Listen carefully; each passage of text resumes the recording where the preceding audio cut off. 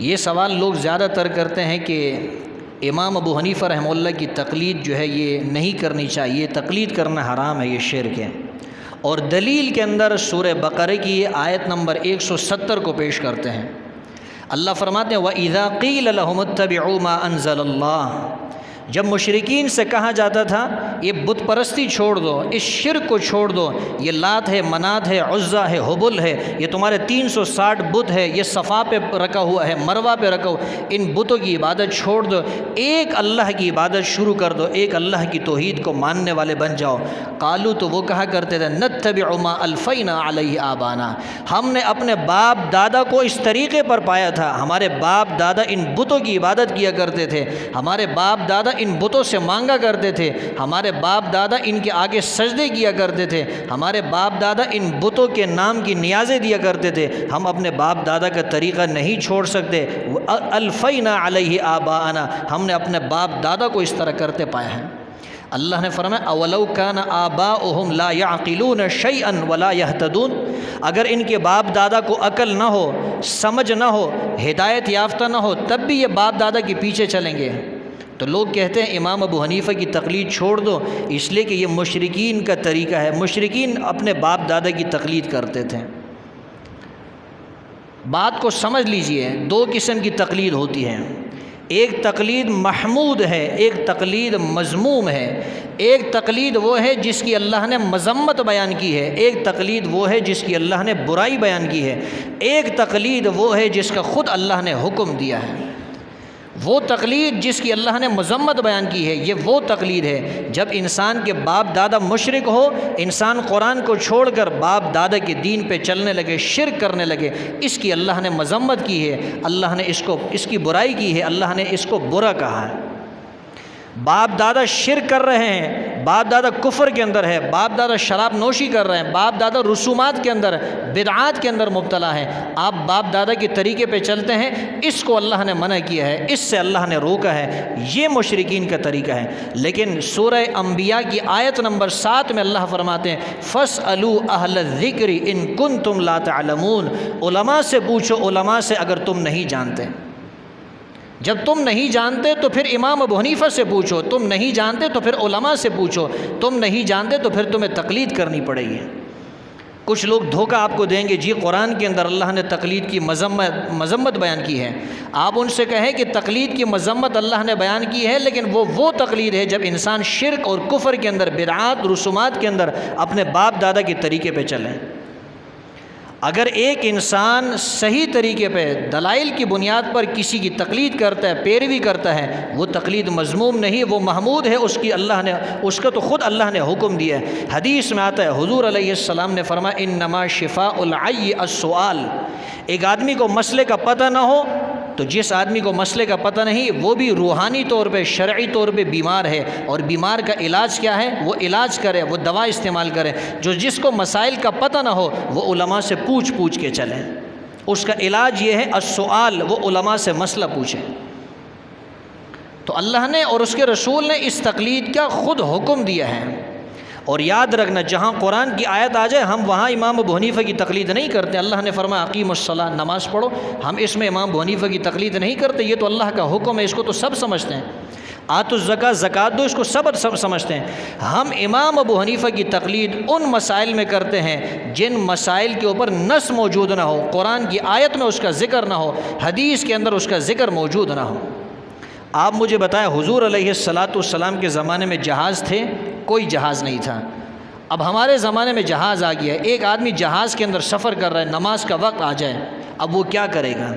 وہ تو یہ کہے گا کہ بھئی حضور علیہ السلام نے تو ساری زندگی نمازیں جو ہے زمین پر پڑھی ہے، میں تو کیا ہے جہاز کے اندر سوار ہوں، لہٰذا میں تو نماز نہیں پڑھوں گا۔ کیا نماز معاف ہو جائے گی؟ معاف نہیں ہوگی۔ اگر جہاز کے اندر پانی ختم ہو جائے اور جہاز کی دیواروں پر مٹی بھی موجود نہ ہو، آپ تیمم بھی نہیں کر سکتے ہیں، آپ وضو بھی نہیں کر سکتے، کیا کریں گے؟ پھر آپ علماء سے پوچھیں گے، پھر آپ کو تقلید کرنی پڑے گی۔ جو جدید مسائل ہے، حضور علیہ السلام کے زمانے میں موبائل نہیں تھا، جہاز نہیں تھا، اب موبائل کے ذریعے ایک آدمی لین دین کرتا ہے، خرید و فروخت کرتا ہے، جائز ہے یا نہیں ہے؟ اب احادیث کے اندر اس کا ذکر موجود نہیں، قرآن کے اندر موجود نہیں، آپ علماء کی تقلید کریں گے، علماء کی اتباع کریں گے، علماء کے پیچھے چلیں گے۔ اسی کو اللہ نے فرمایا فَاسْأَلُوا أَهْلَ الذِّكْرِ إِن كُنتُمْ لَا تَعْلَمُونَ، علماء سے پوچھو اگر تمہیں پتہ نہ ہو، اگر تم نہیں جانتے، علم نہیں، تو پھر علماء سے پوچھ کے چلو۔ ایک آدمی آیا میرے پاس، میرا اپنا انداز ہے، میں مناظرے کسی سے کرتا نہیں، مباحثے کرتا نہیں کسی سے، اگر کوئی آ جائے سوال جواب کرتا ہے کوشش کرتا ہوں اس کو جواب دے دوں۔ ایک آدمی آیا مجھ سے کہنے لگا قرآن شروع سے لے کر آخر تک، الف لام سے لے کر والناس تک میں نے ترجمہ کے ساتھ پڑھا ہے، اور بخاری، مسلم، ترمذی، ابو داود، نسائی، ابن ماجہ، یہ ساری کتابیں میں نے شروع سے لے کر آخر تک یہ مکمل پڑھی ہیں۔ تو میں نے اس سے کہا کہ اس کا مطلب تو یہ آپ کا علم بہت زیادہ ہے، آپ مجھ سے زیادہ علم رکھتے ہیں، پھر میرے پاس آپ کیوں پوچھنے کے لیے آئے ہیں؟ کہا میرے ذہن میں کچھ سوالات ہیں آپ سے کرنا چاہتا ہوں۔ جب اس نے سوالات کیے تو میں سمجھ گیا کہ یہ امام ابو حنیفہ رحمہ اللہ کی مخالفت کر رہا ہے، امام ابو حنیفہ رحمہ اللہ پر اعتراضات کر رہا ہے۔ جب میں نے اس کو جواب دینا شروع کیے اور وہ پھنس گیا بیچارہ، پریشان ہو گیا، تو کسی کو فون کرنے لگا، میں نے اس کو ہاتھ سے پکڑا، میں نے کہا خبردار تقلید نہیں کرنا، آپ کے ہاں تو تقلید شرک ہے، آپ تو کہتے ہیں کسی اور سے پوچھنا نہیں، یہ تقلید ہے، اور تقلید تمہارے ہاں شرک ہے، تو اب آپ شرک کیوں کر رہے ہیں؟ تو بہرحال یہ شرک نہیں، اگر آپ کو مسئلے کا علم نہیں آپ علماء سے پوچھ لیا کریں، اس کو اتباع بھی کہتے ہیں، اس کو تقلید بھی کہتے ہیں۔ آپ معیار الحق اٹھا کے دیکھ لیں، ان کے اندر انہوں نے لکھا ہے کہ اگر کوئی شخص کسی کی اتباع کرتا ہے، کہ کوئی شخص کسی سے مسئلہ پوچھتا ہے، اس کو علم نہیں ہوتا، اس کو تقلید بھی کہا جاتا ہے، اس کو اتباع بھی کہا جاتا ہے۔ جس طرح اتباع کرنا جائز ہے، اسی طرح تقلید کرنا یہ بھی جائز ہے۔ اگر آپ کو لفظ تقلید سے چھیڑ ہے، آپ کو لفظ تقلید سے پریشانی ہوتی، آپ تقلید کا لفظ استعمال نہ کریں، آپ اتباع کریں کہ میں امام ابو حنیفہ کی اتباع کرتا ہوں، میں علماء کی اتباع کرتا ہوں۔ الفاظ کو تبدیل کرنے میں کوئی حرج نہیں ہے۔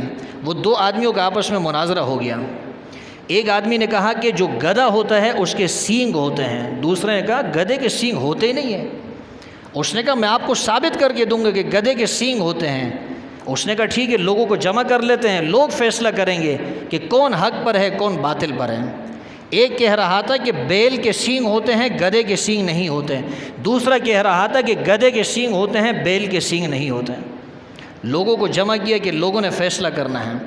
تو جس آدمی نے یہ دعویٰ کیا تھا کہ گدھے کے سینگ ہوتے ہیں، اس سے کہا کہ آپ دلیل پیش کریں، آپ مدعی ہیں، آپ نے دعویٰ کیا ہے، دلیل پیش کریں۔ وہ اپنے ساتھ گدھا بھی لے کر آیا، بیل بھی لے کر آیا۔